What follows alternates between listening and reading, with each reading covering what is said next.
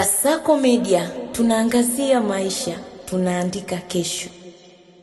Nilipozungumza kwamba wekundu wa Msimbazi Simba wameanza mazungumzo rasmi ya kunasa saini ya mlinzi wa kulia kikosi cha Azam FC, sio mwingine ni Nassar El Chilambo, watu wengi hawakuamini na kujiuliza maswali mengi. Miongoni mwa maswali makubwa ambayo watu walikuwa wanajiuliza ni kwamba Nassar El Chilambo anakwenda kucheza namba ya nani. Sasa leo hii rasmi kikosi cha Simba kimemtambulisha mlinzi huyo wa kulia kutoka kwenye klabu ya Azam FC. Sasa katika eneo la ulinzi wa upande wa kulia kwenye kikosi cha Simba ina wachezaji watatu, wote ni wazawa, kiongozwa na mkongwe Shomari Kapombe, lakini yupo pia David Kameta Duchu na anakwenda kuongezwa Nassar El Chilambo kutoka kwenye kikosi cha Azam FC. Sasa kuelekea katika msimu wa 2026-2027 maswali yamekuwa ni mengi sana, hususan kwa mashabiki wengi wa wekundu wa Msimbazi Simba juu ya imani kubwa katika eneo la ulinzi la upande huo.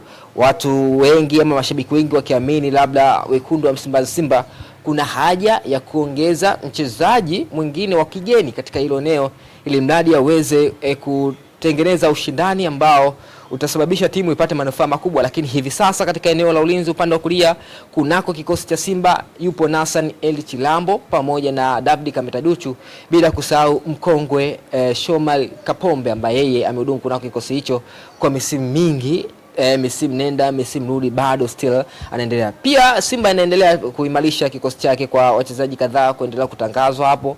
Ikumbuke pia siku ya jana pia tuliona Simba wakimtambulisha pia kiungo mkabaji mkata umeme kwa maana ya Kevin Nation, lakini hivi sasa pia ametambulishwa Nassar El Chilambo na anakuwa ni mchezaji wa pili kutambulishwa kunako kikosi cha wekundu wa Msimbazi Simba msimu 2026-2027. Tunaendelea kuona nini ambacho kinakwenda kutokea kunako kikosi cha Simba, wachezaji gani ambao wataendelea kukusanywa kunako kikosi hicho kuelekea msimu ujao. Ikumbukwe msimu 2026-2027 ligi kuu soka Tanzania bara wachezaji 40 wataruhusiwa kwenye kila klabu yote ambayo ina uwezo na misuli ya fedha, basi wataruhusiwa kusajili wachezaji 40, tofauti na hapo awali kulikuwa ni wachezaji 28 peke yake. Kutokana na ratiba kuwa ngumu, basi bodi ya ligi kushirikiana na shirikisho la mpira wa miguu hapa nchini Tanzania TFF wamekubaliana kwamba vilabu vitaruhusiwa kusajili wachezaji 40 kunako msimu 2026-2027.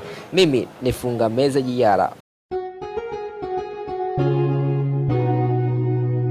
Kasako Media, tunaangazia maisha, tunaandika kesho.